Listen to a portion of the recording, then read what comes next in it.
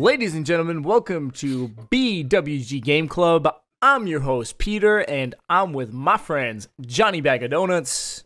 How you guys doing today? And Devon, a.k.a. the Dark-Skinned Sheep. Oh, man. More context later. Sheep.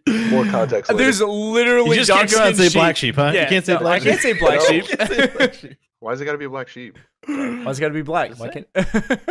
Hi, everyone. Hello, it's me, your favorite black sheep. What is BWG Game Club?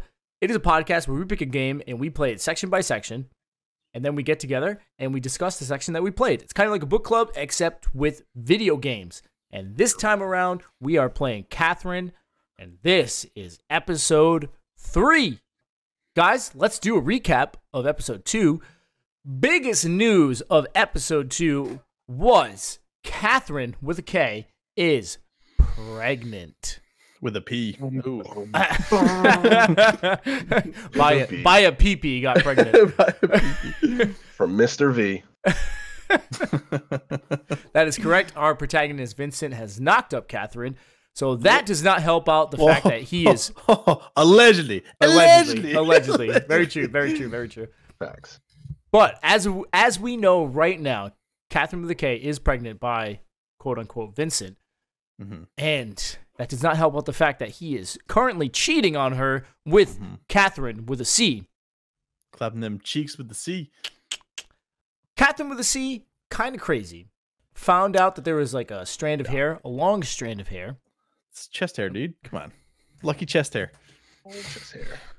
And threatened to kill herself. And then threatened to kill Vincent. Before sinking them big ol' white shark teeth into his arm. She was trying to be kinky, but it's also very weird. Catherine with a K also stabbed a piece of pastry, so they're both crazy. Psycho. Yeah.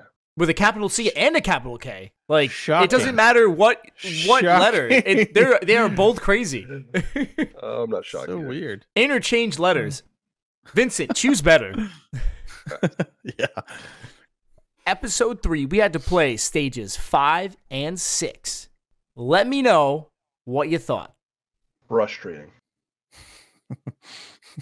That's it. Frustrating. It's my word. It's my word of the day. Frustrating. Frustrating, but less frustrating than last time. I really struggled last time. I was on the struggle bus. And it was such a disappointment because it was such a drastic change from my initial love for the game in the first section. The way you say that, John, Yes.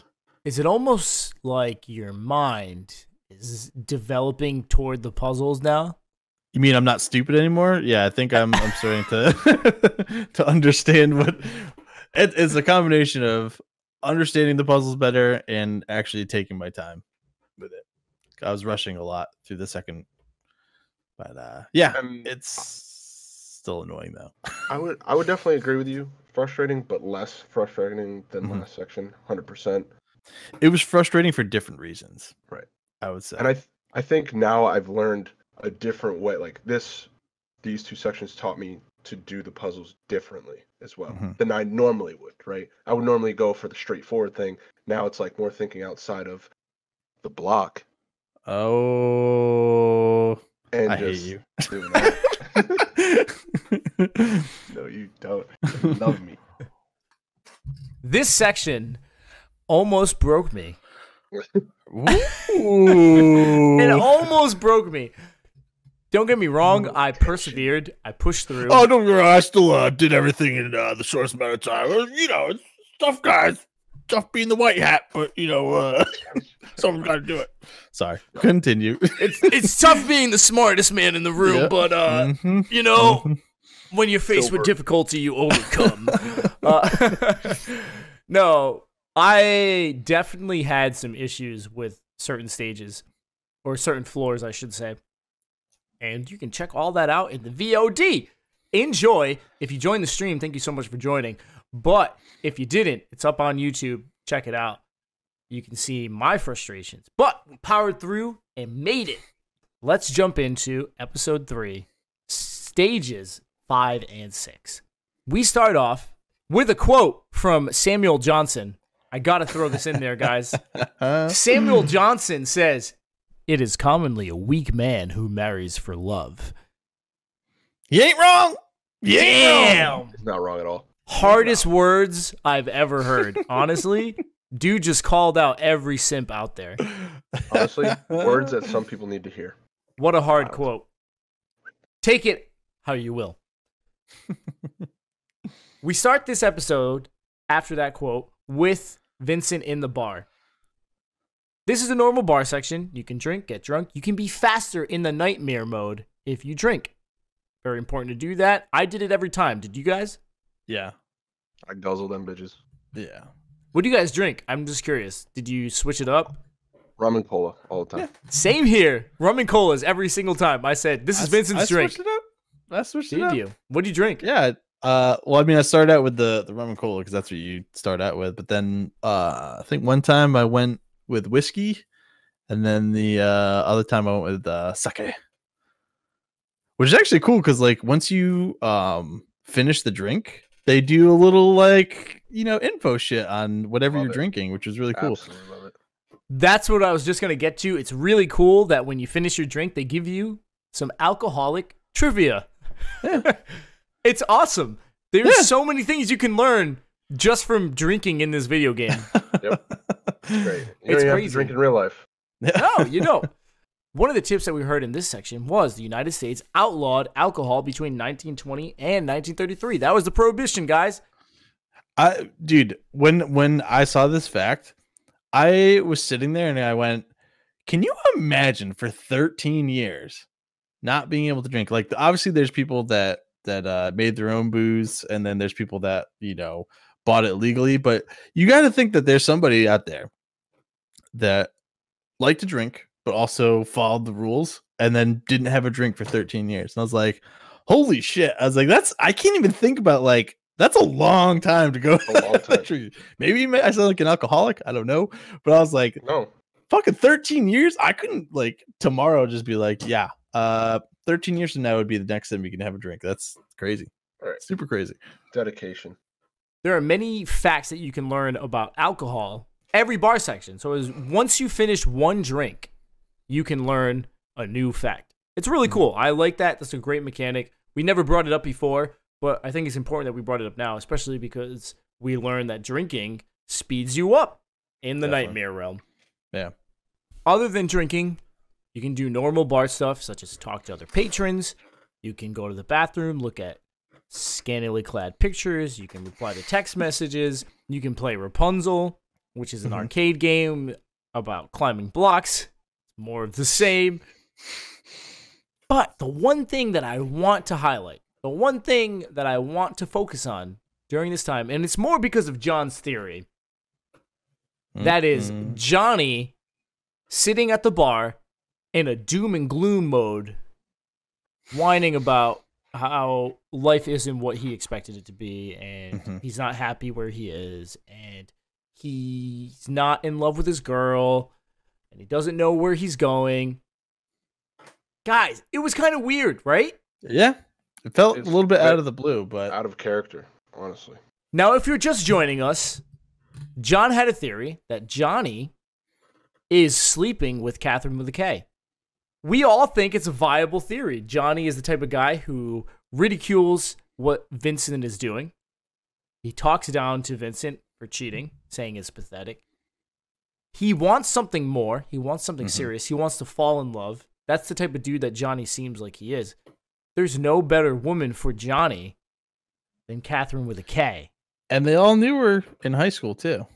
So, seeing him wallow in his sorrows at the bar makes me think that he could be sleeping with Catherine with a K, feel bad about it because he's hurting his friend, but at the same time, he's not in love with the girl that he's with because he's told the girl that he's with, I don't want to marry you. Yep.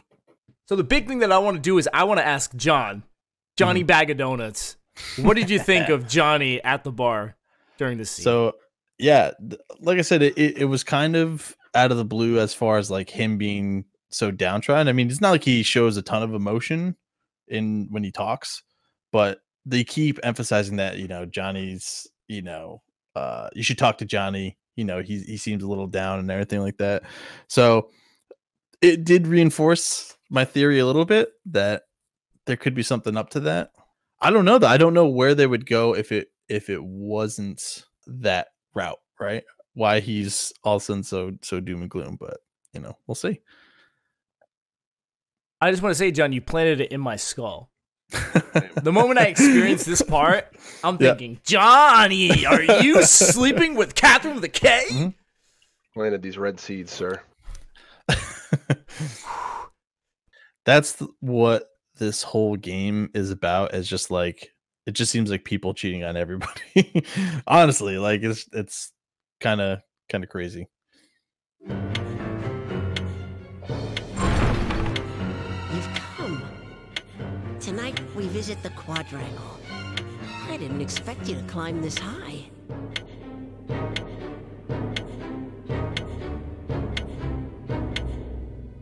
Stage 5 is the Quadrangle. With the Quadrangle comes a new mechanic. Oh. And those are ice blocks. Ice blocks are blocks that if you try to walk on, you will slip. And if there's a row of ice blocks and you walk on them, you are slipping right off the edge. There's no grabbing a ledge after that. You are falling right off. So you need to be wise about how you traverse in these next few floors. How did this first floor of the Quadrangle go for you? I know I died a lot. I actually didn't have that much of a struggle with the ice. There's definitely parts where it hurt and it was really annoying. And this is kind of one of my big annoyances with the game is that like these puzzles require a lot of accuracy in what you're doing, but the controls aren't necessarily that accurate all the time.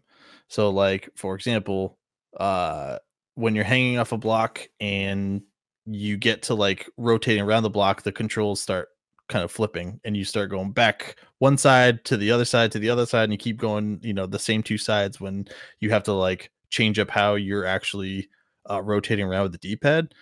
And it can get super frustrating, especially when you're, trying to race blocks from falling. But like even in times where, you might hit right in the D-pad and your guy will move right, when really you just wanted to hit right and have him face right instead of actually move. And there's like very little distinction as far as how much needs to be pressed to do that. So like where I wanted to maybe look at a block and do something, I would all of a sudden go down this ice path and just slide off and die. And it's like, that's not what I was trying to do. Just trying to face a certain direction. And it was just, that's where it gets kind of frustrating.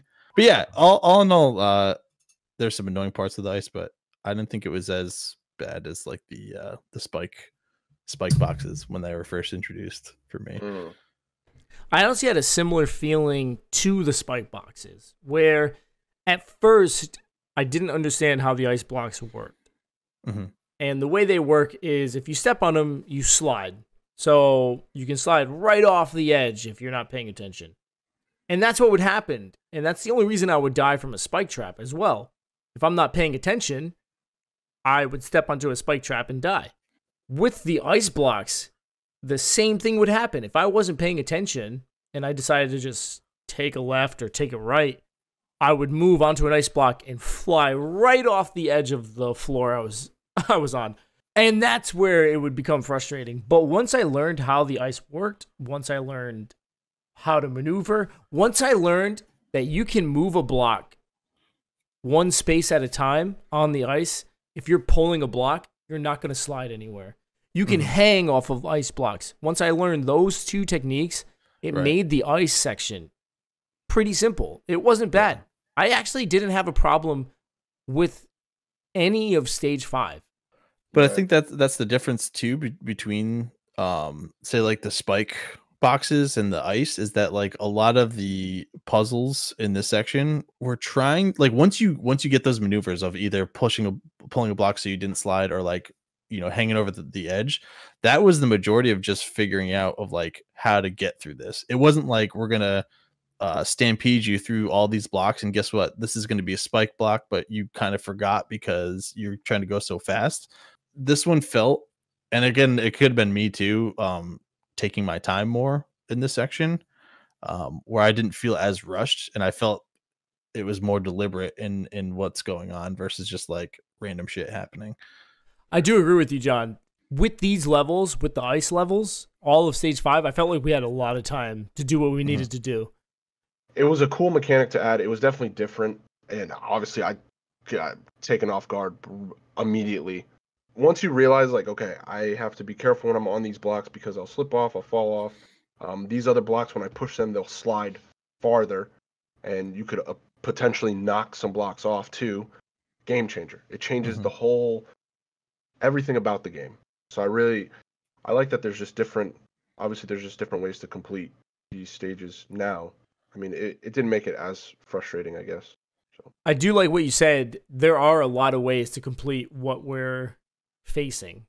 Watching you play, watching John play, you guys can figure out different ways to get up there. There's not one set path that you need to take in order to get up there. Sure, there's probably one path that's best to take, or one path that is a prime example of what to do. And I believe we're not giving this game enough credit for it. You can figure out how to accomplish a level through means that other people wouldn't ever dream of.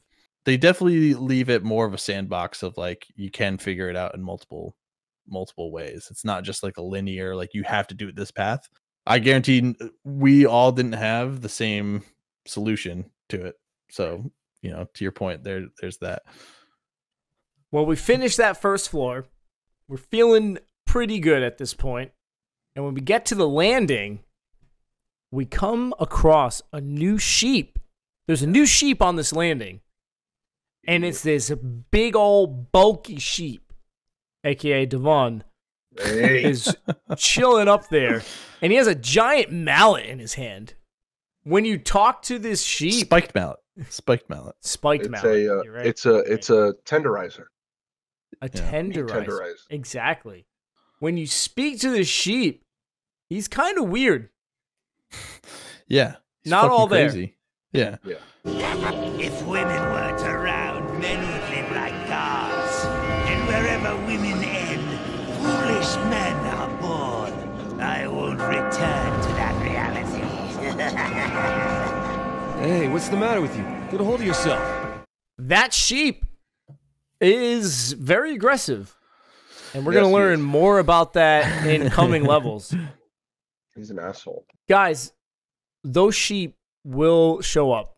They will try to attack you, and they will kill you. Correct?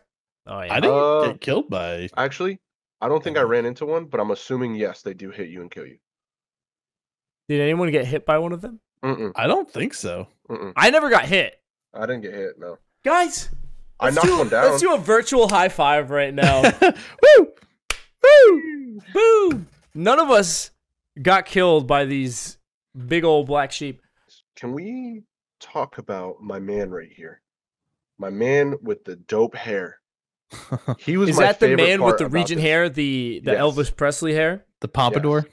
He's my favorite on this landing because he really made me think hard. Why is that? Very hard. Tell me. He made me think hard because I'm pretty sure the reason why he is here is because he's leaving either his girlfriend or wife. They lied to him. They told him that she was pregnant, and it was a lie. And in my head, I exploded with euphoria. I said, "Oh, Vincent, no, don't fall for it. Do not fall for it." I said, wow, imagine that. I said, this is where I cemented that I'm probably going to stick with Catherine with the C. This is where I was just like, I'm going hard C, baby. Going hard C. And I feel like on this stage, you learn a lot about this guy. Like, you learn a lot about him. He's being chased by his dad. Yes. That's who chases him on the boss rounds. It's his dad. So everyone else has a different element pursuing them. Who the rich dude has the weirdest one? Sunglasses. The guy with like the sunglasses and the scarf. He Ascot. Sorry, Ascot. Excuse me. Ask Scott. God damn it. He says that it's him that's following him, but he doesn't move. It just like stays there. Yeah. And it's like the scariest thing that he can say. I was like, damn, dude, Jesus. It's like Didn't all he say it's like fucking it's like him as a doll. I Yes. think something like Yeah. that. Yeah, Him as a doll. yeah. Weird, dude. Super weird. After speaking with the sheep on the landing, we are at our next question in the confessional. I see you were able to pass the slippery ice. Good for you. I mean, you could kill me in an instant if you wanted to. Do you enjoy watching us scramble? I don't intend to answer anything else at this point. I'm the one asking the questions. This is the 6th question. If you had a child, would you want him or her to be like you? Would you want your children to be like you? The answers are as much as possible, or one of me is enough. Devon, what did you pick? One of me is enough. Facts, dude. Oh my kids. John, what would you pick?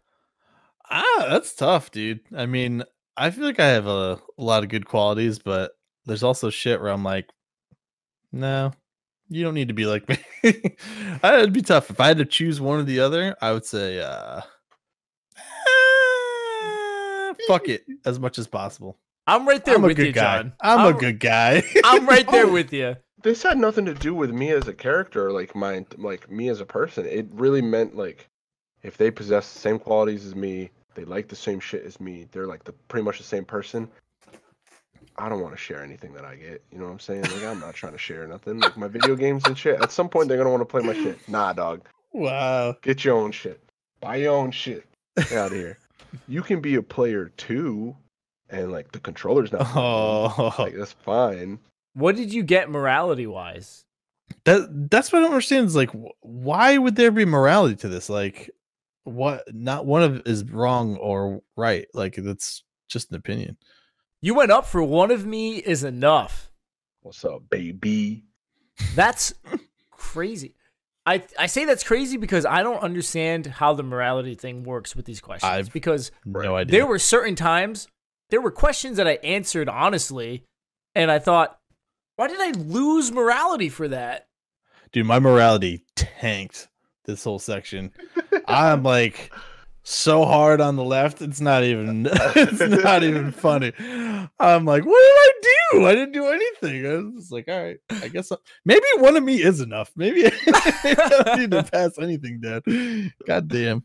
All right. After all. Now, things will only get more difficult from this point on. It won't be like the previous levels. And the place you would call true hell is coming soon. This discussion is over. Let's go. This is where we start. The second floor. Again, I didn't think it was too bad.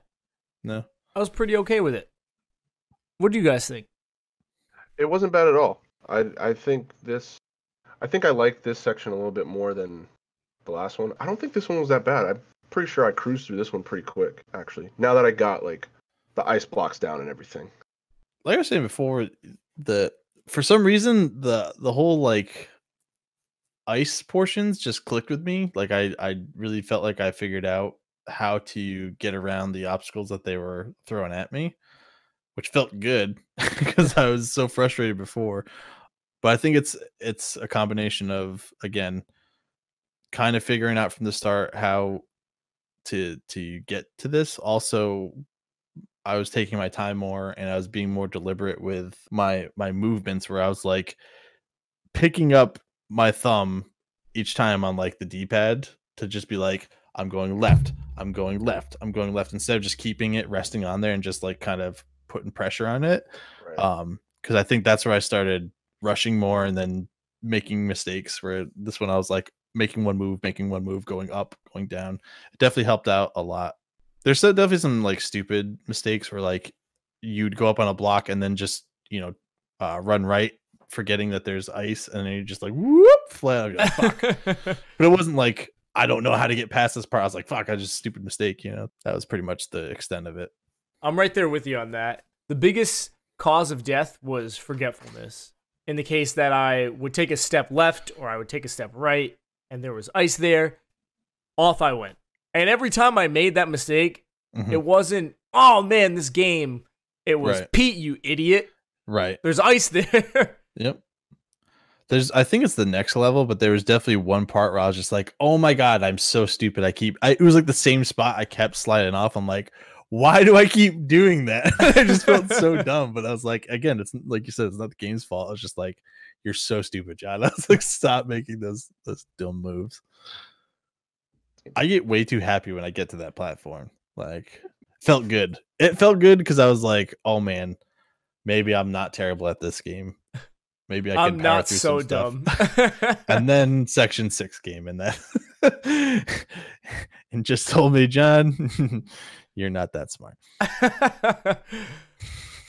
Whether you did it by luck or by skill, you still made it. And we make it to the next landing because of that. And there's only one thing that I want to talk about on this landing. And that is the fact that Mr. Regent Hair, Elvis Presley Hair, he's off by himself in the corner. Did you guys notice that? Yeah. He didn't want to be next to everyone sharing techniques. Yeah. And when you talk to him, he's kind of losing his mind. Hey, aren't you going to talk about techniques? Whatever. It's here. Huh? Up above. It's going to be there. Dad, he's going to kill me. With his axe. Like he used to. What do you mean? What would you rather be called? Maggot or little shit? Huh? I prefer maggot. At least that's still a living creature. I never had a name. I was always called one of those. Hell, even that changed. Eventually, I didn't even exist to him. I was abandoned. I guess I can't help it if I'm worthless. It's not true, man. I know. He's not a good father. But even if you know that, it still holds a child back. Even now that he's dead, and I'm older than he ever was. Anyway, let's go. He shows up later on, then settle things with him. Your naivete is pretty annoying. All right, I'm going.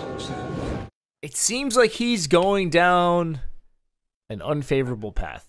He's almost giving up. What did you guys think of that?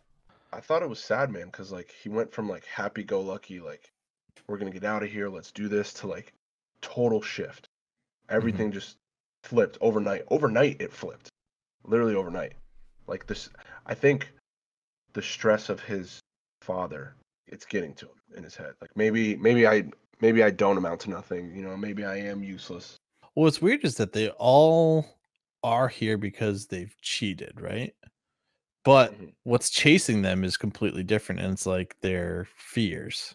So it's not necessarily that like it's surrounding the fact that there's something like a fear of their cheating, but like I don't know if it's trying to be like it's essentially the cause of it. Like in the long run, like if you think about like, oh, like his father treating him like that, you know, gave him trust issues with anything. Like I don't know how you're gonna, you know, how you could make it fall back to that. But it's like it's strange that they're all there for the cheating, but are running away from different fears. Well, if you think about it with Vincent, why is he cheating? Because he's afraid of marriage. He's afraid of having a family. He's afraid of progressing in the relationship that he is. And what's he running from? He's running from a baby. He's running from his girlfriend who wants to get married, who wants to move forward in the relationship. Right, but that I think all you're onto seems, something there.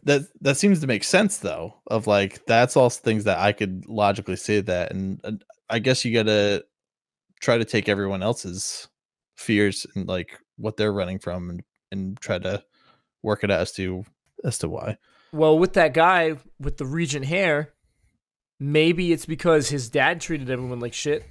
He's treating everyone like shit. He's treating the woman that he's with like shit. Right. Because that's what his dad did. It's all about the environment that you're brought up in. Dude, this game is just bringing messages in, bro. It's just bringing messages left and right. Just saying, bam! This is why you do what you're doing. Yeah. We move on into the confessional. We get to talk to the mysterious voice again and get our next question. That was very impressive. Not only that, You've led the other sheep this far. Is it best to live a life of no responsibility?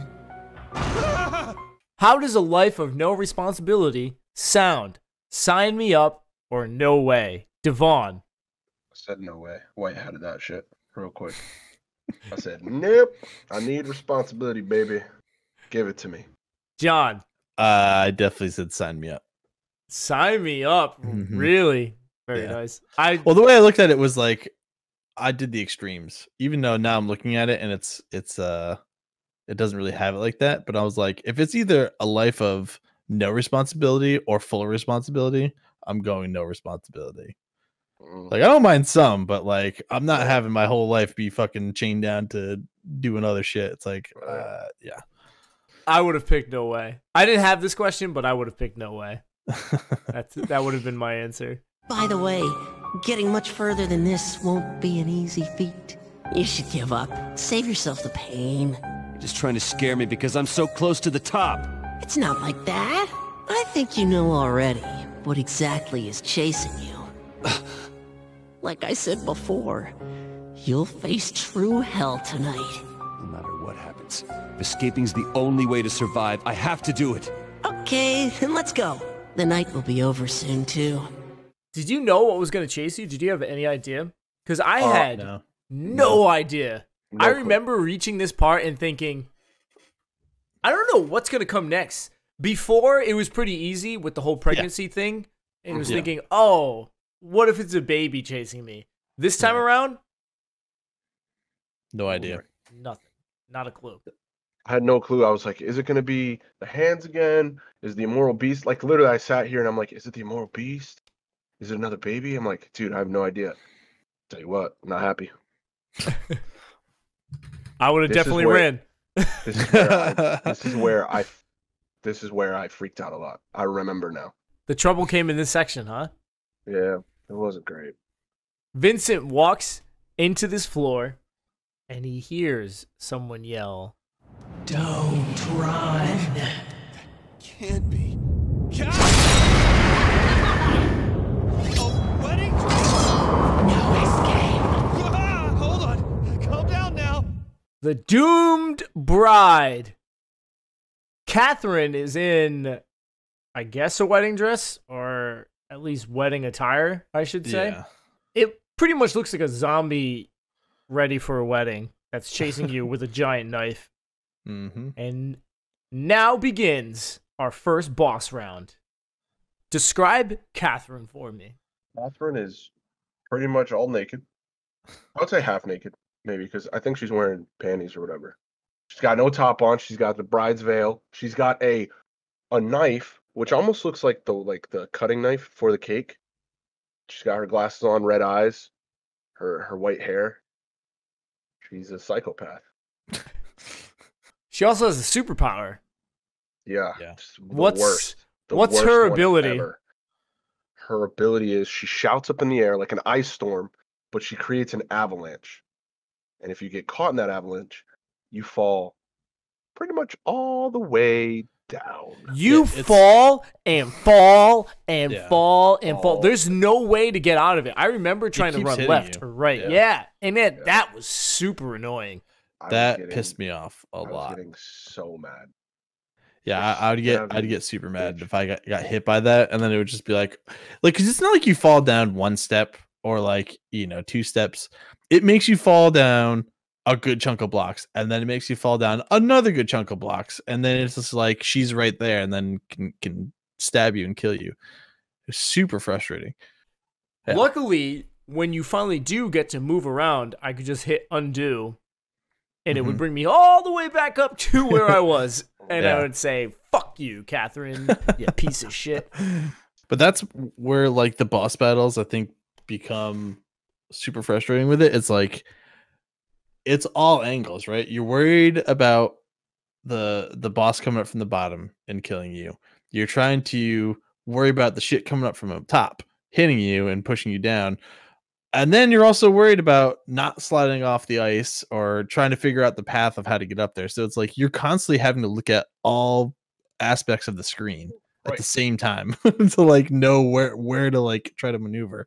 And it just gets very stressful. Not just that, but her breath stinks, dude. She's the worst. She's literally the worst, dude. I was so angry. The boss battles are I think the most difficult part. But I will say I like that they switch it up on you.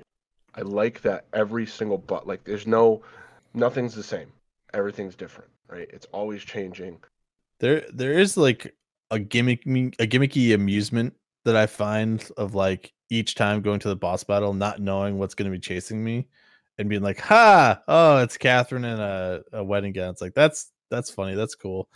But then it's like immediately just overtaken by how annoying the game is trying to get through it.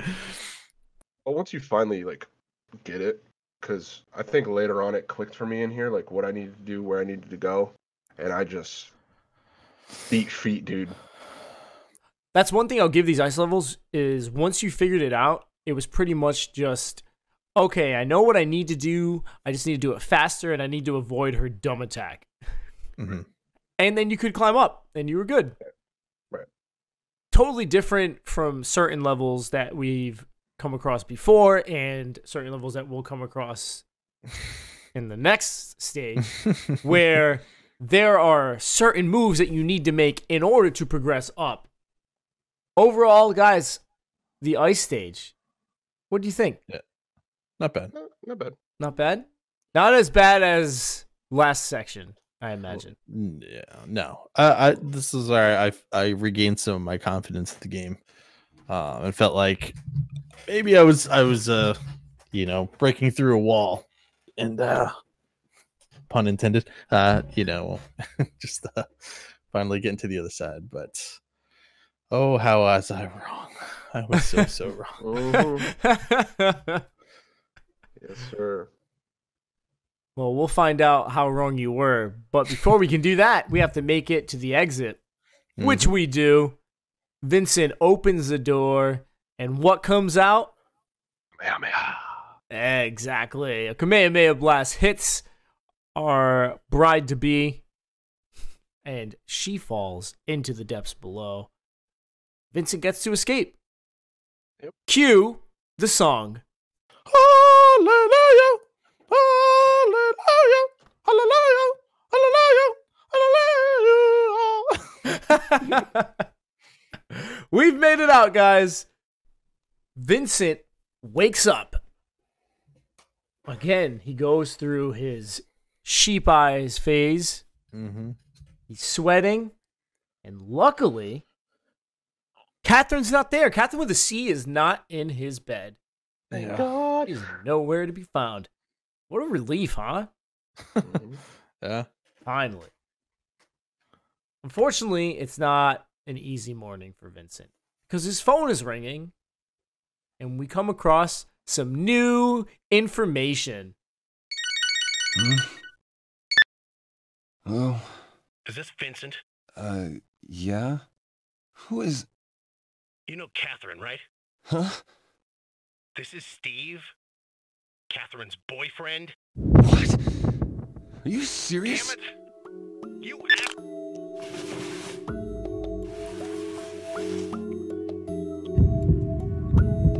Shit! Her boyfriend? Was she playing me?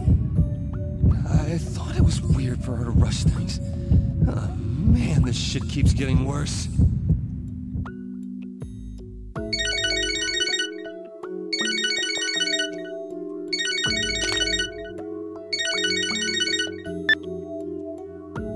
Don't you fucking hang up on me. I know where you live, asshole. Huh? Look, you don't want to fuck with me, understand? I'm sorry. So you're Vincent, right? You're probably just using her, huh? No, it's not... Then you two are serious? Well, no. So then you are just using her. I'll break things off with her. Okay, I was planning to do it in the first place. In the first place? Really? Yeah, I mean, I never thought it would end up this way. This is for your sake as well. You know the difference between right and wrong, right? I'll kill you. Yeah. Oh, wait, what?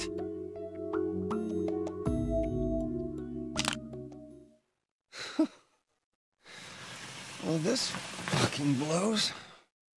Catherine has a boyfriend. And he wants to kill us. Fucking what a drop, dude. It's just like Vincent just keeps getting punched and punched and punched. He's Rocky. That was a reveal where when it came up, I instantly looked at the screen and said, "Oh shit! Damn, it doesn't end for this guy." Nope. I'll say my first reaction was, what if it's Catherine with a K, and then they actually like go on. I didn't know it was going to be a story beat, but that was my first like inclination. It's like he thinks it's C, but it could be K. Did you guys recognize the voice? Yes, sir. No. I did. Who's the voice? Do you want to tell him, Pete? The Tide's sheep. Yes. The what? The one with the tie. Sheep with the tie. Oh. That's his voice. Yes. I recognized it right away. The guy who helped us out, well, the sheep who helped us out at the beginning of the game, that was him. Interesting. So now it's like really getting spicy. Yeah. Any thoughts on Catherine having a boyfriend? Any other thoughts on that? Let's go with what John was saying. Okay. Which Catherine are they talking about? Mm-hmm. So now it brings in, all right, if Catherine with a C has a boyfriend, it's kind of easy. We can break it off. We can kind of forget about the whole thing. But if Catherine with a K has a boyfriend, it almost gives Vincent an out, right? And if she does have a boyfriend, maybe the baby's not his. But will he feel like upset still, right? If she does, you know, like even though he's doing all this, is he still gonna have like feelings of like, damn, like that's kind of fucked up that she's doing this, but like at the same time, you're the asshole for cheating on her. Like, right, come on, bro. Right, exactly. Like you can't like double standard. I guess we're humans, and like that's just like the emotion that we have, but like at the same time we have to think like, hey, but you're also an asshole. Like don't forget that you're also doing the same thing.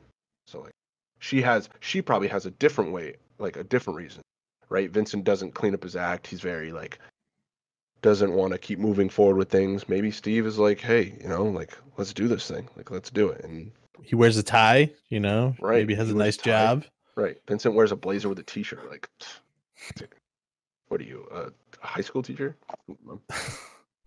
It seems to me that they're all in the sheep world because they're cheating, but that it's really that they're all kind of with Catherine with C. Like to me, she's supposed to be maybe the one that's bringing them all there.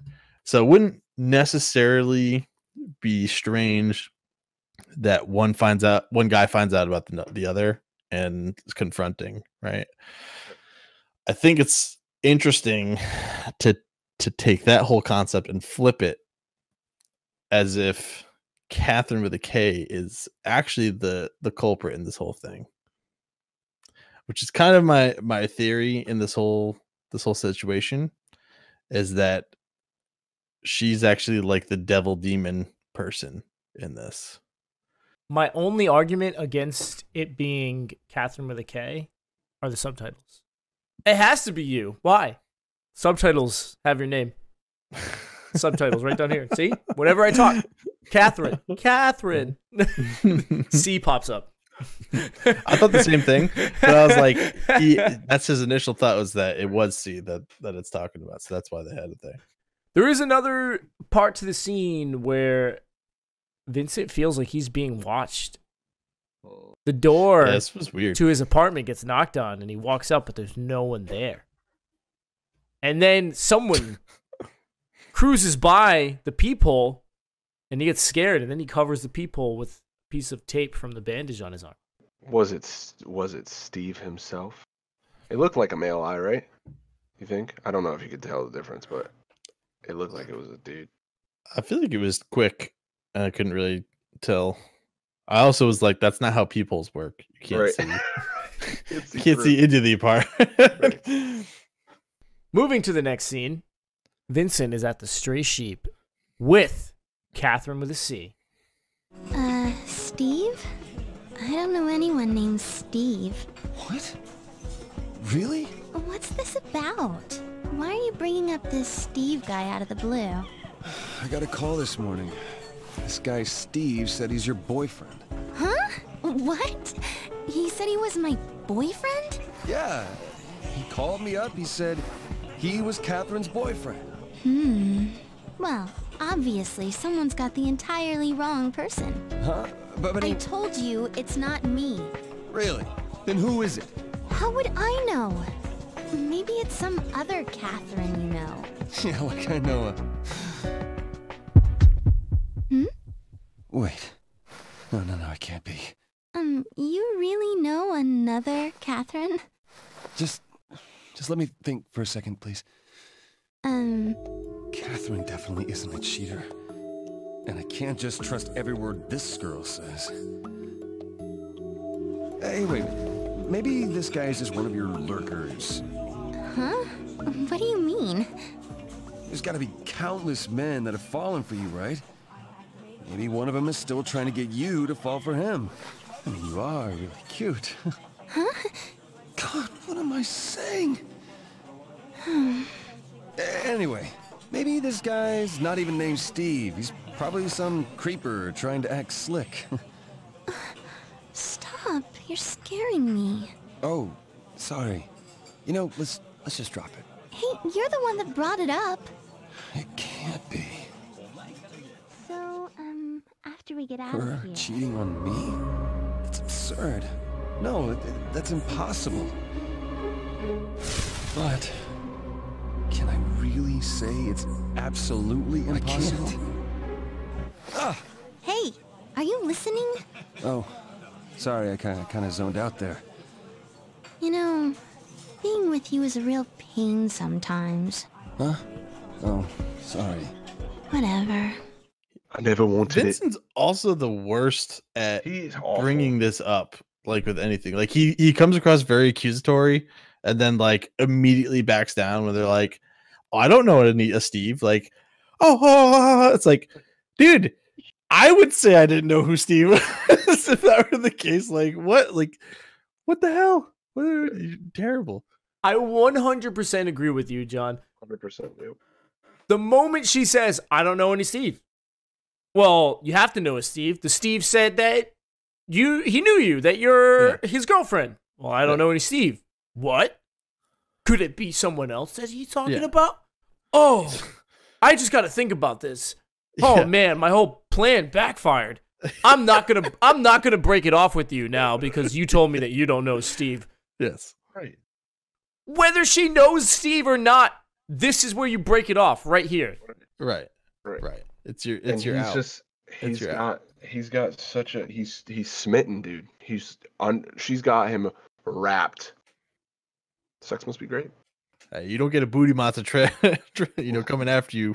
Facts. The sex ain't great. All right, what's up, player? What's going on? What's going on, players? How the heck? That booty monster's coming up in here. What's up?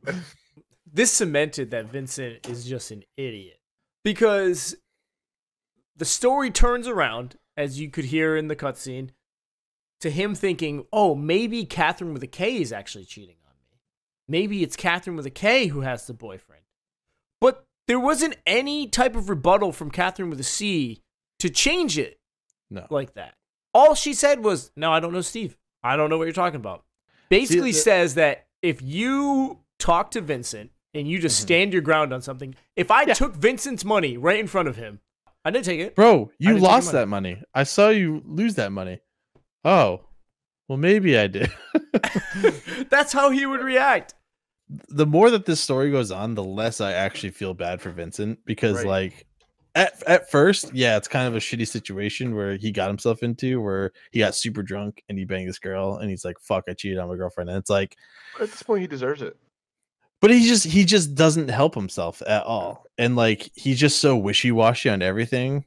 Even that, I'd be like, whatever. But then it's like, oh god, I don't know what I'm gonna do, and he's just whining about it. It's like, dude, make a decision and do it, or shut the fuck up and just keep cheating on your girlfriend. Like, I don't want to hear this like, poor me, and you keep waking up next to this girl, and it's like, dude, just shut up. Like, if I was his friend in that booth, I'd be really mad with it at this point. At that point, I said, no wonder his friends make fun of him. Yeah. If he's always like this. Yeah. Speaking of his friends, that is the next scene. It's them talking about whether or not Catherine with a K could be cheating on Vincent. She may be the one cheating? That's impossible. Not Catherine. Honestly, man, I wouldn't be surprised. She's always meeting new people for work.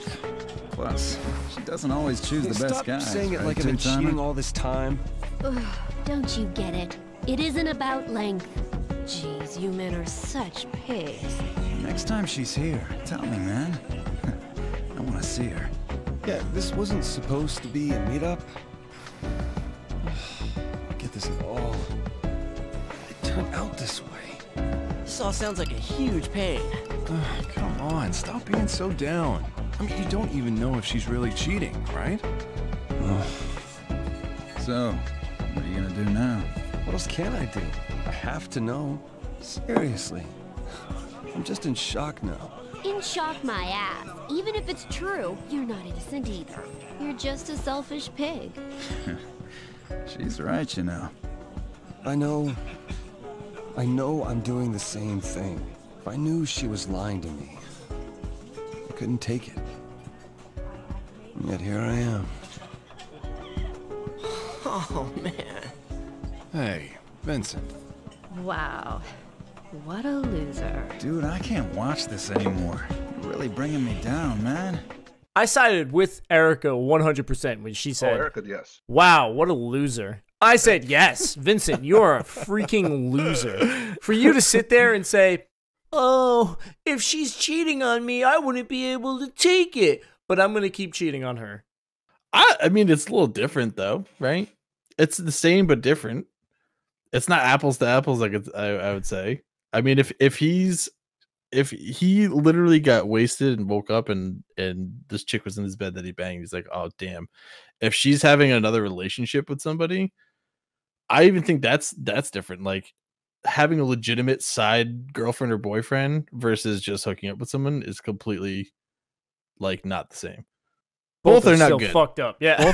Yes. Both are. I'm not condoning any of this. I'm just saying. I think it's to a different level. That is the end of their conversation. They talk about dreams and how many of the other customers in the bar are having dreams, but they're just alluding to things down the line right now. They don't really explain anything yet.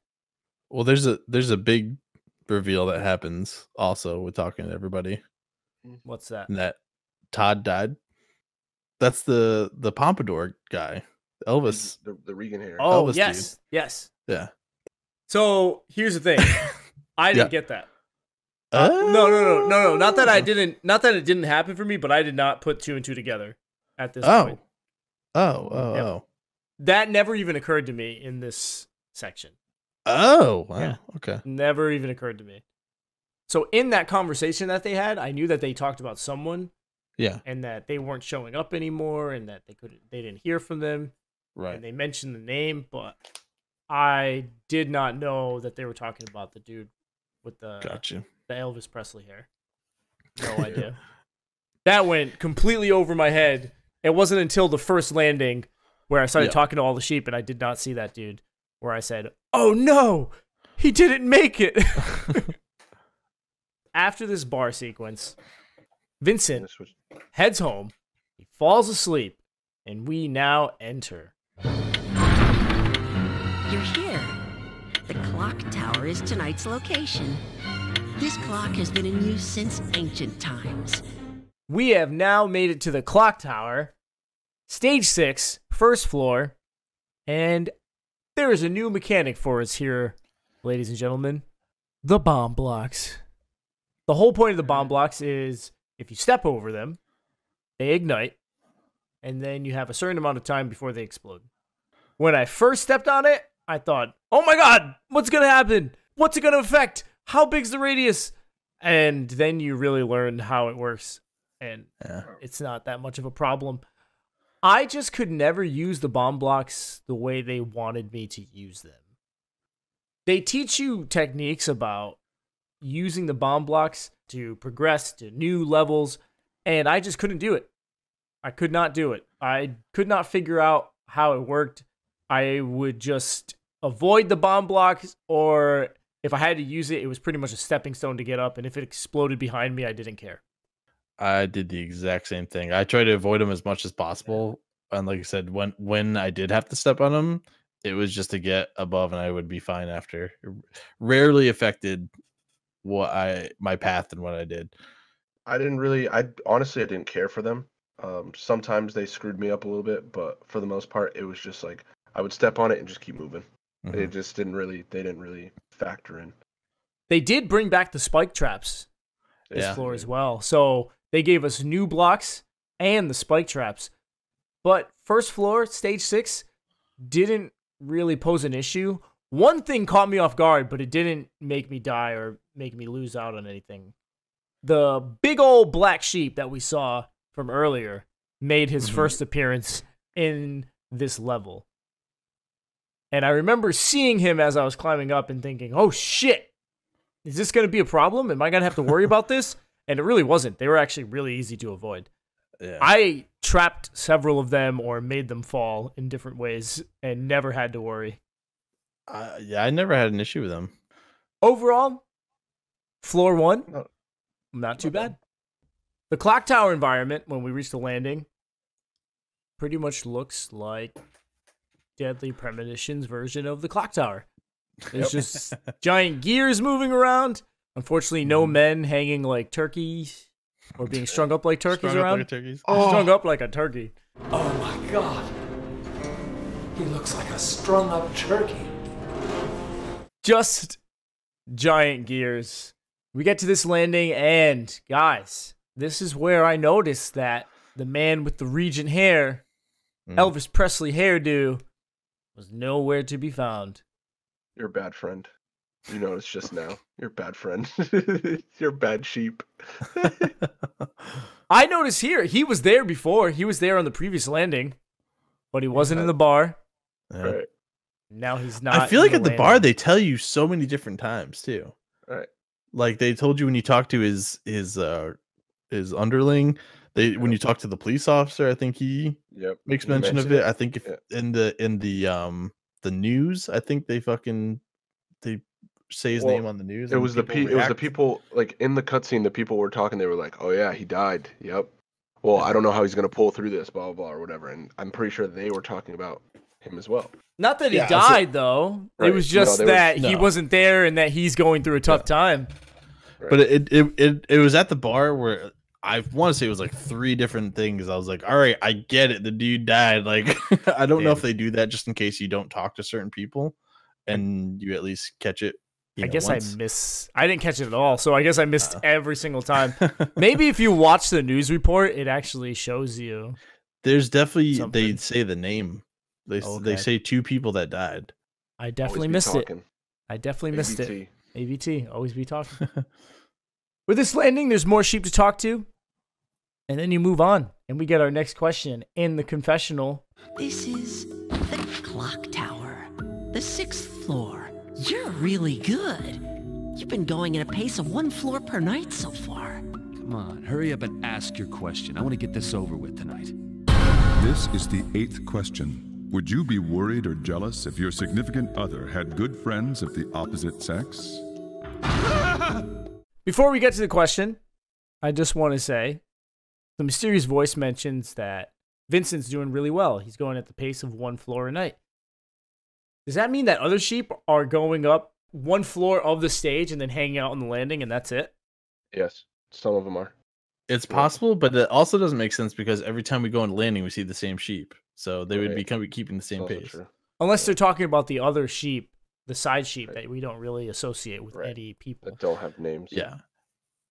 And I think they kind of allude to this in the next landing where like right here it's like, oh, you're making good time, and then like you talk to the other sheep, and it might have even been this last landing, but everyone's like, oh man, everyone's looking up to you, you know, you're really a really great climber, you know, and you're sharing techniques with everyone and you're bringing everyone else along and everything. So it's like maybe by talking to everybody, you're quote unquote helping them, and everyone, like the main people that you're talking to, you're bringing them up with you. Yeah, I do agree with that, John, and thank you for bringing that up because we have not talked about that on any of the landings so far. But as you talk to these sheep with the landings in stage 5 and stage 6, they start telling you, "Oh, you're so good at climbing," and I would say, "Nope." Yeah, you're wrong. But if you say so, me? No, I'm terrible. Did the person you're talking to fall? Yeah. But they are inspired by you, and I don't know if that's a choice in the game. I don't know if that's because we're talking to these people in the bar and because we're talking to them on the landings, or if that's actually a part of the story where they're really inspired by you. What if, we're playing this as it's a game, right? But what if this is just like part of the story and like the nightmare sections are just their dreams, right? And you actually talking to them in real life are helping them get their guilt or whatever, their fears, and it's like you're helping them climb and getting away from their fears, and it's like you're not really helping them in the nightmare realm, but it's like, a dream version of whatever it may be, like I said, them escaping. Like it's transitioning over. This is more their Cheaters Anonymous in a way. It's funny. What if your lover is a good friend with someone of your sex? Would you say I'd be bothered, or would you say I wouldn't care? Devon. Child, and I answered this honestly, and I said I would definitely be bothered. I'm a piece of shit, so 100%. John. Yeah, of course I'd be bothered. I would be bothered. Yes, there is a very, very small chance of a platonic relationship between men and women, but even if there is that, there's a definite underlying of like a sexual nature. 100%. And we're fucking creatures, dude. Yep. Creatures by nature, dude. Yeah. It's like I wouldn't trust it. They made a movie about this way back when called When Harry Met Sally. Men and women cannot be friends. Mm-hmm. After answering the question, the mysterious voice, once again, has a little more info for us. Do you remember what I told you before? That there is someone who put you here? Can't be. Whatever this place is, isn't it a dream? That's why even the smallest of fears and doubts become magnified here. Remember that? Just hit me just now. Someone put you here. Someone cursed you. They did mention that earlier, but this right here, they re-emphasize it. And then they say that the smallest of doubts and fears become magnified here. Right. All of Vincent's fears are being magnified. The baby. Right. Marriage. That's a pretty big fear. Cheating. That's a big fear too. Yeah. But who put him here? Someone puts you here. Someone has to curse you for you to be here. That's the question. That would mean that Catherine with a K knows that he cheated, though. Or was it Johnny? Yeah, they didn't say it had to be. They said someone. They put just you here. know someone. So, okay, interesting. Or was it Erica? Was it the bartender? Or was it Toby? Right, boss. Or was it Toby? Toby. Well, my thing is, right, because he didn't. Who would have known it was the bartender? Because who else would have known that he would have cheated, or would have left with her that night? It's either Erica or the bartender. Well, I mean, because they would have seen them leave with him, Mr. right? Sheep Eyes hanging out there at the bar, watching people leave with the same Catherine every night. Because his friends would have known afterwards that he cheated, right? So he was in there the day one. So it was either Erica or the bartender. Motherfucker, we cracked it. Or Catherine with a C, if she's the. That's true. That's monster true. or whatever. You're not wrong. You're not wrong. So those Yeah, are she's more likely the tool in this whole thing, and it makes sense to be the bartender because he's the owner, right? And the whole fucking the name of the bar, Stray Sheep. It is kind of funny too that like the people that you're meeting with at the landing are always at that bar too with you. Yeah. Yep. It's interesting.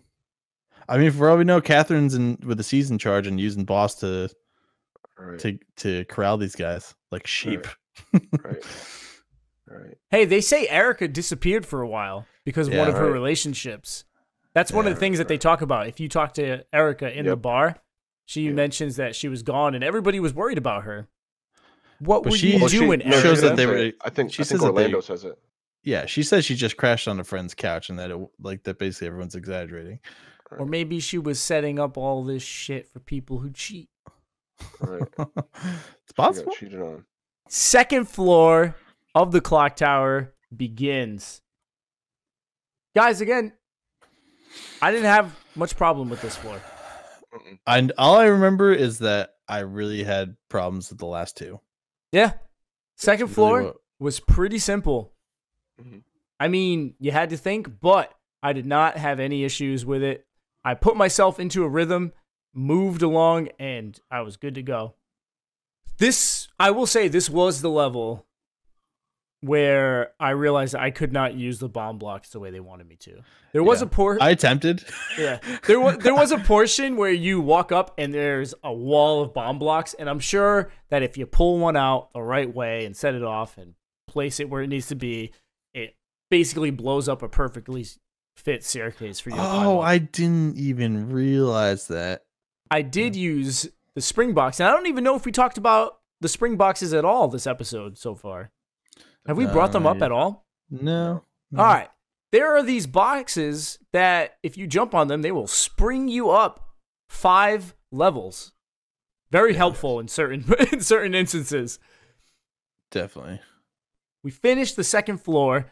We get to the landing, and there is a guest appearance to shock the minds and to shut Peter up, because last episode I straight up told John and Devon, you'll never see this person on there. There's no way. Well, guess what? That person is here. I've got a lot further to go. Hey. Huh? That voice. That hair. Never mind. Actually, I think I might know you. Never mind. If you didn't recognize the voice, that is the one and only Orlando. Welcome, buddy, to the game. I get so mad with this where it's like, come on, Vincent. How many people do you know that wear a stupid ass fedora and jacket that sound like your buddy fucking Orlando that wears a stupid ass fedora and jacket? Like, and he's like, oh, you sound familiar.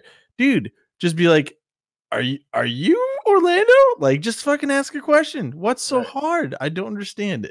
They do that so much in this. I'm like, you guys piss me off. You got to remember, though, that it's a dream state. So they're not really thinking about that. And when they wake up, they can hardly remember the dream. Right. That's why nobody's talking about climbing blocks or anything like that. They just say that they have a dream where they're being chased by something and they're afraid. Mm-hmm. So that's the tough part. But for the audience, we get to say, oh my God, there's Orlando. I was like, dude, no way. What is he doing? And then it got me thinking, what if he's the one doing it with Catherine? I don't see Catherine I'm just saying. banging Orlando, to be honest. I was wondering how he got himself in there, but I laughed when I saw that. I was like, of course he's going to be in there. Idiot. I just don't know who he could be cheating on, though. That's the thing. Does he have a secret girlfriend? Well, don't they talk about him having he was married a relationship? Yeah. I don't know. Maybe it's his ex-wife. Or maybe he's carrying the guilt from how that ended. Yeah. Right. Maybe at one point he did cheat on her. Now Maybe. it's coming back. Well, unfortunately, Orlando and Vincent do not recognize each other, as John said. So all we can do is head on into the confessional and answer the next question. Seems you're getting used to the machine-based traps as well. Hey, what's up with those sheep that attacked me? Ah, yes. There are many sheep like that now. They've lost their sanity. If you lose your mind, all you have left to lose is your life. They don't exist in the real world anymore. You serious? This is the 9th question. If you and your best friend's lover had feelings for each other, would you try to steal them away? Holy shit, what a question. I did not have that. Would you try to steal your friend's lover? Can't stop the heart, or I'll hold back. Devon. I'm ashamed to say this, but I did say can't stop the heart because I did this to a friend at one point. Whoa! Wow. Back in high school. Damn. Yeah, piece of shit. Not great. Hope you're ready to climb, bro. Hope you're ready to climb. Not my finest moment. I chose hoe over bro. John. No, I would hold back. All right, I'm a piece of shit, dude. I mean, you can't. What about now? Would hell no. I don't think you would do it now. Fuck. Yeah, exactly. Whatever. As far as what happened when you were a fucking kid, dude. That doesn't count. Yeah, if you dude, how awkward is that? That's just would never cross my mind. You masturbate in silence. You don't. You picture her. That's all you do. You don't act on this. You don't act on this at all. Scroll on the Instagram. Go to the swimsuit album. Oh shit! And then you hold that inside for the rest of your life. Hopefully nowadays we all hold back. Please hold back. Cherish your friends. Don't do this to them. Never stop holding back. If we all can agree on that, we can get to the next part where Mysterious Voice has a little more for us. Oh, yes. You're in the middle of the clock tower stage. From the next section on, your trials will get longer and longer. But you're running out of time. Then hurry the hell up. I'll get out of here before the night is over. Very well. I'll take you to the next level. I want to say something about that. And that was, for the second floor, before each climb that you have to do, they show you a diagram of where Vincent is on the levels, on the stages climbing up. And they kind of show you how many floors you'll have to climb. Now, before I did the second floor, I looked at the diagram, and it showed Vincent kind of far away from the final floor of this stage. And I remember seeing the different icons and saying, it seems like there's 4 floors that I have to climb up. That's weird. The max has always been 3. That can't be right. I'm just reading it wrong. When I talked to the Mysterious Voice at that moment, and he says, you're in the middle of this stage, I remember saying, fuck, there's 4. No! Which, I don't know if you went ahead and looked further above, but there's definitely one of the sections that has like 5 that you need to. Yep. No, dude, come on. Come on, man. Not just that, but you're gonna have everything that you've learned up until this point. I know. This is gonna start getting a little brutal, guys. This is where I quit. Guys, 3rd floor, stage 6. This is the floor that almost broke me. It was close. It was close to just breaking me and making me freak out in madness. I did not like this floor. I'm right there with you, bud. We'll talk about something they add into this floor, and that is the ant. And now the ant isn't really a problem, but there is an ant crawling around that will always try to climb up toward you and will just block you from where you're trying to go. You can knock it down, annoying. But it is a super annoying ant. Very persistent. Will continuously try to climb up to where you are. It got me one time. I remember I pushed the block, and the block above me was getting ready to fall, and I tried to move over, and the ant got right there and said, no, you're not going anywhere. The thing about this floor, though, is that this is a floor that requires techniques. It requires techniques. You can't just pull it out and form a staircase. You need to move the blocks perfectly around so you can progress up to the next level. And I actually had trouble with that for a while because I kept thinking, I can't just make a staircase now. I don't have enough room to make a staircase. What do I have to do? It was tough. Actually, rewatching this, I don't even know how I'm going to get there, honestly. Look at this, like, what the fuck am I doing? This is so stupid. As you can tell by me mashing the back button to do everything, it's like I obviously in the moment had no clue what the fuck I was doing either. This is the way I go. I was like, retry. It's fucking Dude, I did that the only time I've ever hit the retry like without dying. I'm pretty sure I did that multiple times on this one. I remember getting past the first part of this level, and it gave me issues. But when I finally got past it, they threw in some ice blocks. Yes. Oh, really? And I got to the ice block, and I accidentally ran over and fell off, and my heart just sank. My heart sank because I had to start from the beginning, and I didn't remember what I did to get where I was, and I hated it. I hated it. Yeah, it's the worst. God, the scary part is, I just recently did this, and I feel like I completely lost every sort of knowledge to get through that. If you're like, oh, here, do it again, I'd be like, It's almost like you have to you're testing everything, right? Trying to see what'll work and what won't work. And honestly, when you get to this point, you forget every single technique ever.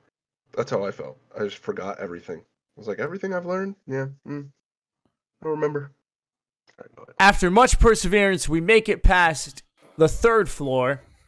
We're on the landing. We have one more floor, guys. One more.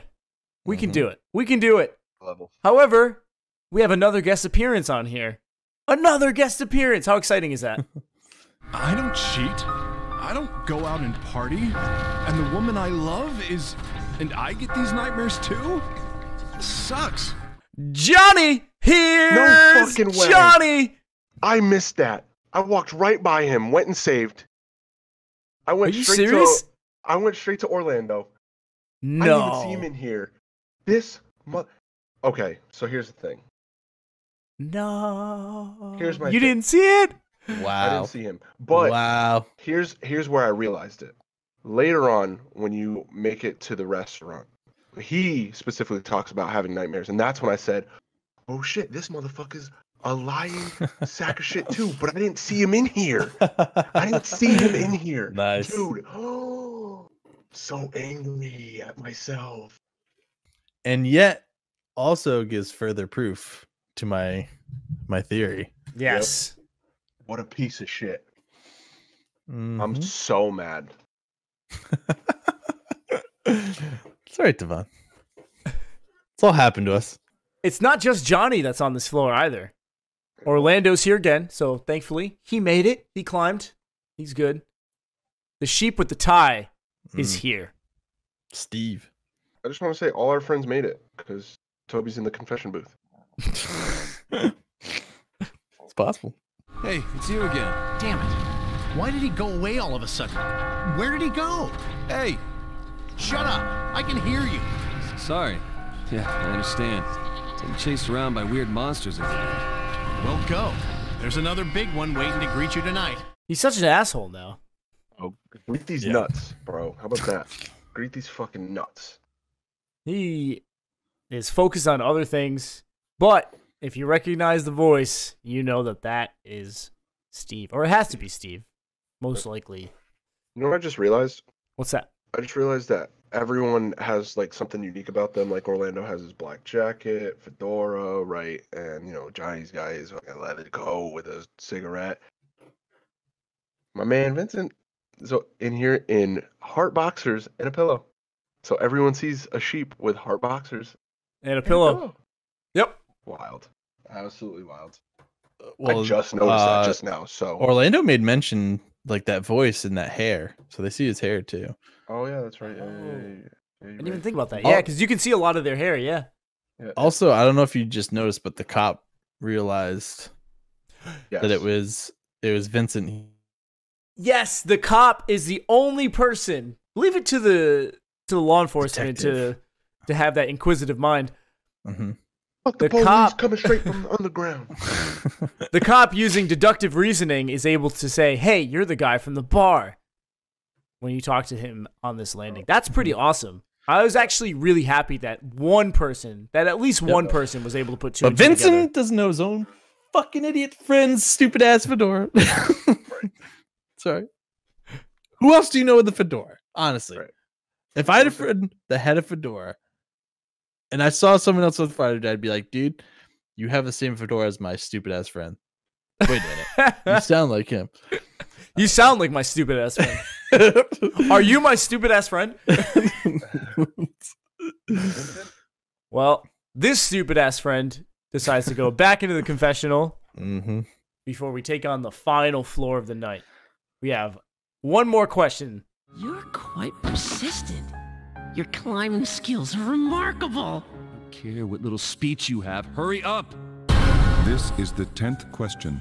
Which is harder, lying or being lied to? Devon, which is harder, lying or being lied to? I would have to say, man, it's hard. This one's actually really hard. I've lied a lot. It doesn't sound like it's that easy then. I mean, it's that really difficult. not. It doesn't sound like it's that difficult. No, it's not that difficult. Well, He's like, literally, my name is Bruce. Depends. Yeah, my name's Darren. I would say being lied to, definitely. Even though, I've done lying in my fair share, and it's like very hypocritical, but yeah, being lied to, definitely. Well, it's easier for you to lie then. Oh, yeah. Well, yeah. I mean, I just look at it like, even to like a smaller level of like white lies, right? Like you try to preserve someone's feelings, you tell a lie, like that's not bad. But then like, you find out you're being lied to, like a little white lie, you're like, well, what the fuck? Right. Like that realization's a lot worse. Like you could feel like you could justify it more from your point of view, or like, oh, I'm doing it and it's fine because I don't want to sacrifice their feelings. But then it's like, bro, you can fucking lie to me? Like what? Like, what the hell? It's like, it's kind of that hypocritical point, but it's like you also come to the realization that they're trying to hide something from you, and you're like, what the fuck did I do? I didn't do anything. But yeah, how you people being lied to definitely harder than lying, because you can just come up with a lie at any point. You could be talking to someone and you don't want to say what you're really feeling, or you don't want to say what really happened, or you don't want to dive into a different conversation based on what you say, so you lie. And then you just move on, and you're like, okay. But if you're the person who got lied to, and then you find out that you were lied to, like John said, you say, what the fuck? It's completely, like, objectively, it's completely unreasonable, but that's just how you are and how your feelings are. Hurry up before I start getting nervous for no reason. Nervous, huh? I expect that you will be attacked by something. And oh boy, are we attacked by something. Guys, this one shocked me. I don't know about you. I was actually a little disappointed. You're disappointed? I'm with John on this one, because when it pops up, I was just like, oh. I was like, okay. Baby again? I was like, but why? Like, it's like another baby. But it's like a mutated baby. It's not just the baby that's climbing up going, Daddy! No, I know. It's a mutated version of the baby, but I was like, oh, because I was like, oh, I wonder what the fuck we're going to have here. And then I was trying to like figure out what the meaning behind like the robot baby was, but then I got pissed off by how hard the level was, so I immediately forgot to try to figure it out. Bro, this baby is insane. It has a chainsaw for a hand. It looks like a Five Nights at Freddy's reject. Yeah, you're wrong. I don't know. I literally said it too. I was literally like, really? I was like, it's a fucking chainsaw. I'm sorry. Chainsaws get me anytime. So I will say the one thought I had of what this could mean is like a smishmortion, but I don't know if that oh yeah. What like I said, every enemy has been like a meaning of something. Right. I don't know what they were trying to convey with this. I will say though, go for it. Everything that the baby does pissed me off. absolutely pissed me off. Oh yeah. You guys want to cover the superpowers? Where do we start? Where do you want to start? Dude's got like 7. It's true. So the chainsaw cuts the fucking level off and slims it down. So like he'll chop off like 2 blocks from the side, like in a column, all the way up. So it just like ruins your whole fucking path. Yep. That's one. Next one, Devon. He drops. I would say 2 things. He drops. One of them is anvils, I believe, and the anvils break blocks or damage blocks. So if it's like a white block, it'll push it into a damaged one. If it's a damaged block, I'm pretty sure it just blows it up.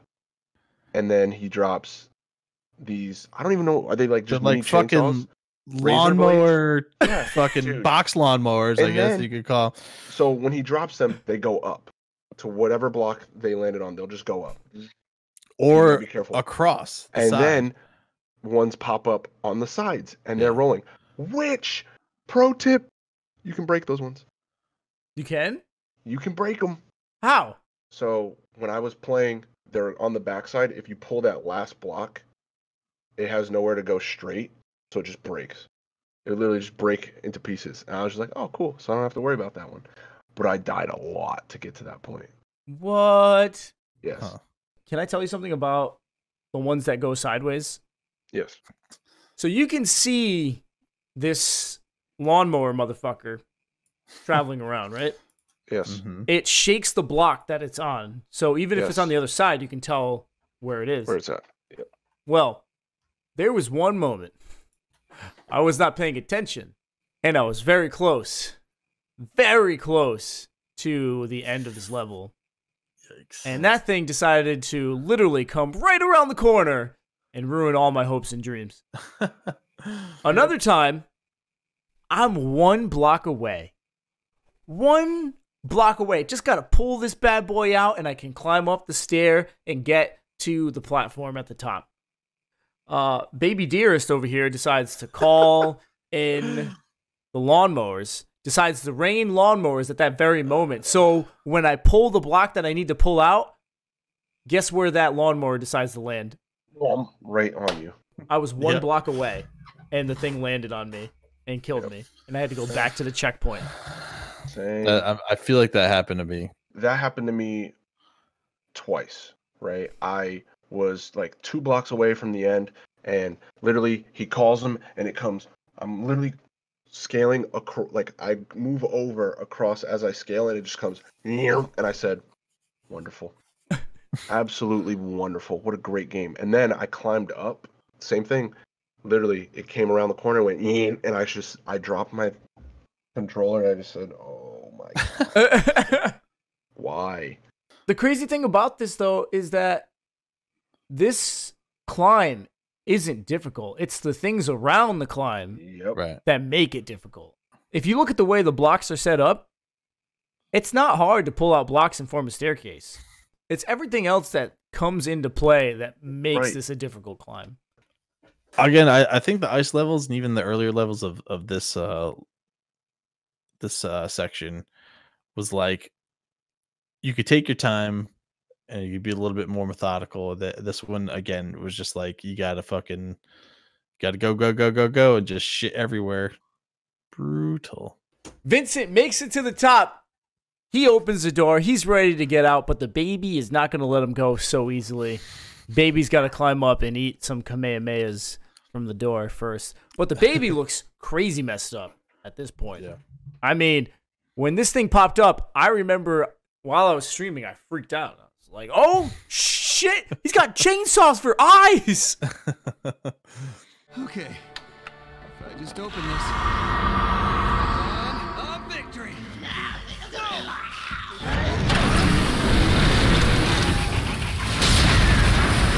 Oh shit.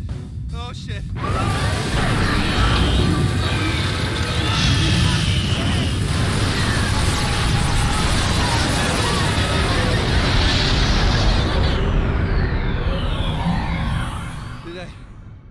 Did I do it? Hell yeah, I did it! Ha-ha! The night is mine! Woohoo!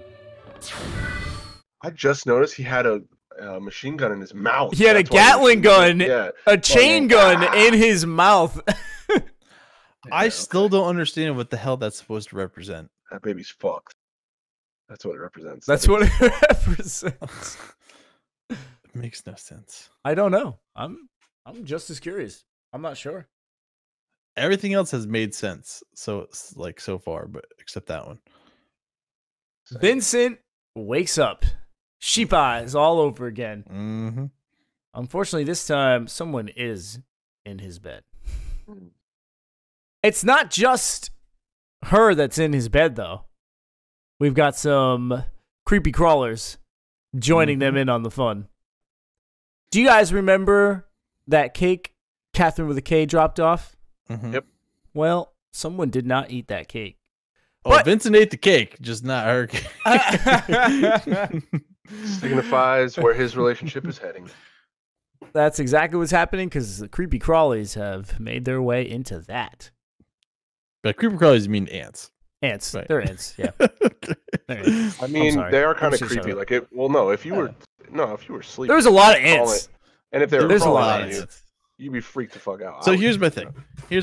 Right? They do make some mention on one of the landings that like the ants are drawn from the witch. I think. Here we go. Hit me with it because I'm in your head. I'm in your head now. Let's go, baby. I think that's a, like symbolism that Catherine with a K is actually the witch. Say why. Say why. Say why. That because say why. Because they're going to the cake, right? They're going to the cake there.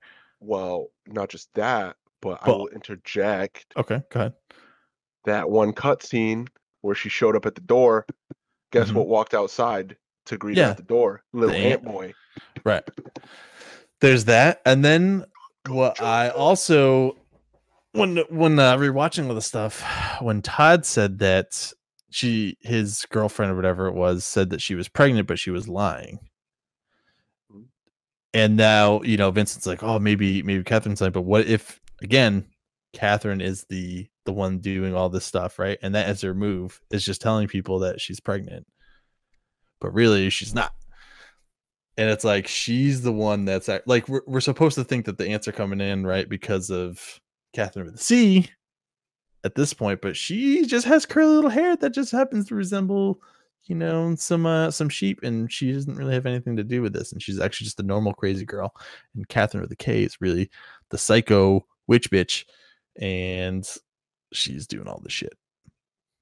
Once I saw the ants go into the box, I said, "That's little symbology right there." That you think it's because it's cake and it's sweet and the ants are drawn to cake, but really it's because Catherine is a fucking witch. What are you doing here anyway? I mean, the ants. What are they doing here? Stupid ants. They're after this. What is it? Cake? Well, who did you get this from? I can't tell her that Catherine brought it. Oh, I've got a real sweet tooth is all. Wait, really? So do I. So, when'd you get here? What, like you forgot? You said that you were feeling better, so I hurried right over. Huh? When did I tell you that? I guess my memory's a little fuzzy. Aw, you always say that. Relax, you worry too much. Trust me, you are just fine, baby. Well, gee, thanks. Oh yeah. I don't have time today. No! What is it this time? It's that horror movie I told you about. This is the last week they're gonna be showing it in theaters, remember? What movie? I don't know what I'm gonna do if I miss it. Yeah, okay. Can we wait till tomorrow? I've kinda got some stuff to take care of today. Yay! Alright! Hey, this will be our first real date! It'll be so much fun, don't you think? I am totally lost here. Ugh. So one thing I just noticed, I don't think I ever noticed it before, but when the little devil came out of like the meter and like went up to him like it was whispering in his ear. Did you see that? Oh yes.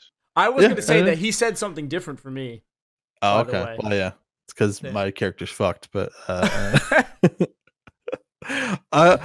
one thing we didn't mention was that at the bar, he did make the, again, worst excuse not to hang out with Catherine with a C again, saying that he had like diarrhea. Is like, dude.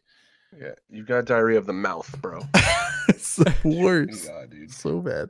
Fucking puking it out. Oh, Still not picking a lane, because now he's agreed to go on a date with Catherine with a C. Well, he's still convinced that Catherine with a K is the one who could possibly be cheating on him.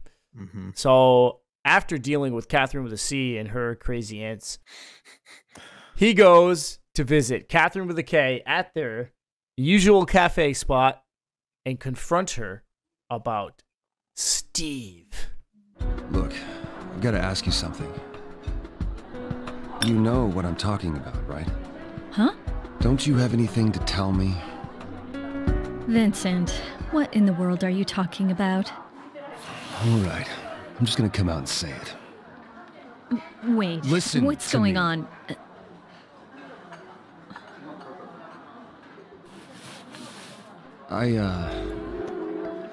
I heard something the other day. What did you hear? Something from an acquaintance of yours. What? Who?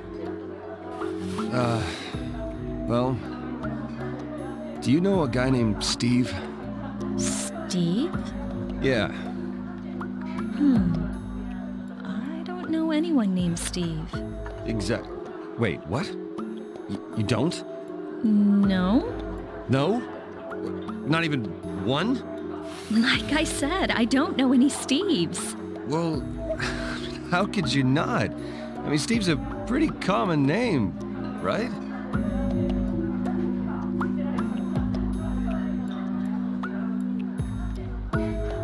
Wait! I did meet a Steve yesterday. Yesterday? My friend's son was named Steve. I think. Son? How old is he? 2 months maybe? She'd just come back from the hospital. No, not him. Don't you know any other Steves? Huh? Well, I'm sure I do if I check.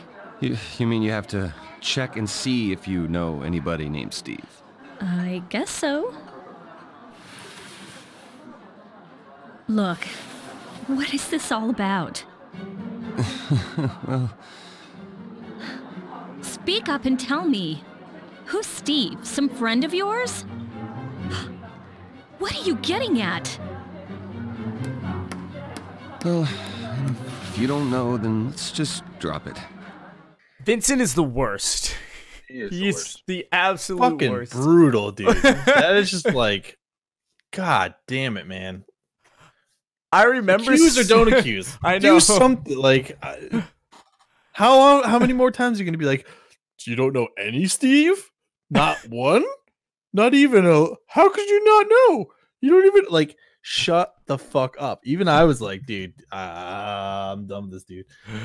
I started that conversation out with such high hopes because this was the first time where Vincent planted his feet and said, I'm going to just say it. And Catherine, you could tell, was kind of shocked at his tone right there. Yeah. And I thought, oh man, he's just going to go for it. Wow, okay, here we go. And then it fell into that. Do you know a Steve? I don't know any Steve. You don't know like one Steve? Steve's a common name. You don't know any Steve. Steve? Brutal. Why are you interrogating Catherine with a K like this when you did not go through this length with Catherine with a C? Shows where his true feelings lie, sir. Shows his true feelings lie. There is something in this conversation that we didn't play, but Catherine with a K does bring up. And that is that she's getting strange text messages. But she doesn't explain what they are or what they say. Vincent even asks her, what are the texts saying? But she doesn't go into it. She changes the subject.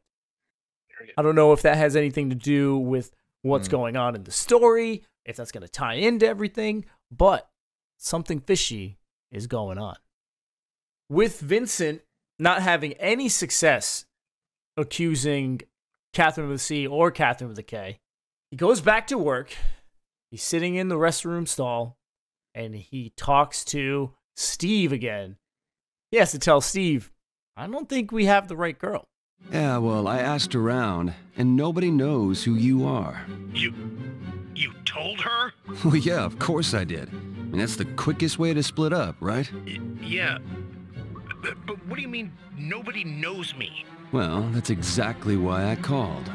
Look, why don't you just tell me something about the girl you called me about? Like, what does she look like? Sorry, but you got the wrong guy. What? I know a girl named Catherine, but it's somebody different. What? Don't you try to fool me. Look, the Catherine I know, she's white. But it can't be. I mean, she told me about you herself. It's a different person. I don't blame you for all this, but please, just leave me alone. What's going on? Where's my Catherine? How should I know? But she's all I have now. I'm already divorcing my wife.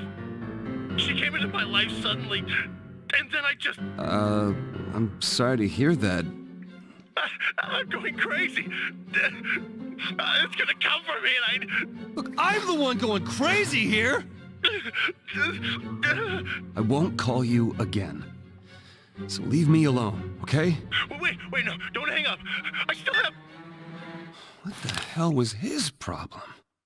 There is a Catherine in both Steve and Vincent's life, but Steve's Catherine is different. Yeah, meaning not white. So, does she mask herself? And Does if she does show mask herself? Yeah. Does she show herself different to other people? And now that begs the question: is it Catherine with a C, or if we're thinking Catherine with a K is a witch? She can do that, and maybe that's the reason why we've never been invited over. She got some seances going on and shit. All we know is that there is a Catherine who is going around to many people. And a lot of people are keeping Catherine a secret. But Steve has broke that silence. Unfortunately, Vincent is too dumb to put two and two together at this point. What do you mean? Well, with that conversation, Steve says, she came into my life suddenly. Like certain Catherine with a C. Steve is divorcing his wife. Vincent is having issues with his girlfriend. You're stuck in these dreams, and I know you can't really remember the dreams, but you know something is happening, and you're scared each night, and you try to avoid going to sleep each night because you don't want to go back to this dream. And then this man says that he's going crazy and that something's coming for him. You know, something that you've been running from each night so far. Because you do have the feeling that you are running from something. A wiser man would have put two and two together. But Vincent doesn't do that until a little later. Yeah, he's a big dumb boy.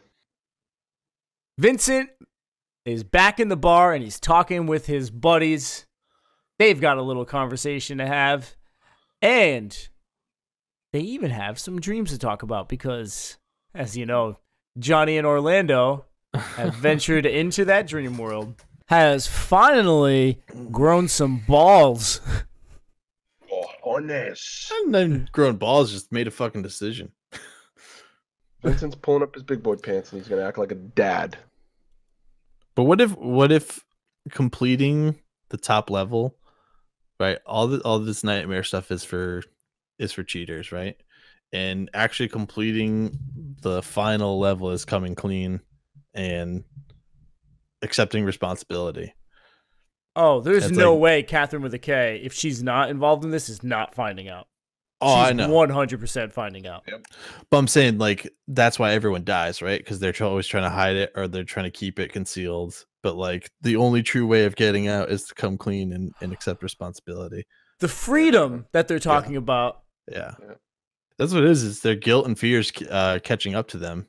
Yep. And you have to finally just free yourself to get to the end, you know? It's every fucking game we play. Brain. Whoa! I learn more playing video games than I do in like real life. And that's why they're always chasing after you. Right. In this game. Damn. Well, with that mind-blowing statement, we have reached the end of the cutscene and the end of this section. Guys, yeah. What did you think? It was a great section. It was more. This one was like heavy on the gameplay. Yeah, like heavy on the gameplay. Yeah, especially if you're not smart. Right. What you got with the story was great. Especially us talking about it. Just a lot of stuff to think about. Yeah. It's fun to digest the story out in the open and discuss and see what everyone else thinks of everything. I think while it felt more gameplay heavy, I think there was some interesting story elements. They kind of take you down this what appears to be like a red herring of like Steve and Catherine having a boyfriend, and they either don't or something's going on with some, like you said, a witch casting the spell to transform herself or anything like that, or hell, maybe it's something that's like each person sees what's tempting to them. They kind of create their own Catherine. Maybe that's why she has a C, because they create their own Catherine. I don't know. That was a reach. That's a reach. It's a reach, but I mean, makes sense. If they're all, the girl of their dreams, maybe you just see the temptation, whatever it may be. I don't know. I agree.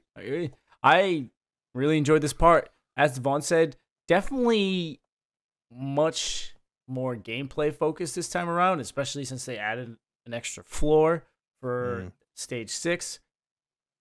But the story, even though it was subtle, there were a lot of little hits in there that if you pay attention, it adds to everything that's happening. So definitely excited to continue on and find out what's going to happen with Vincent and Catherine.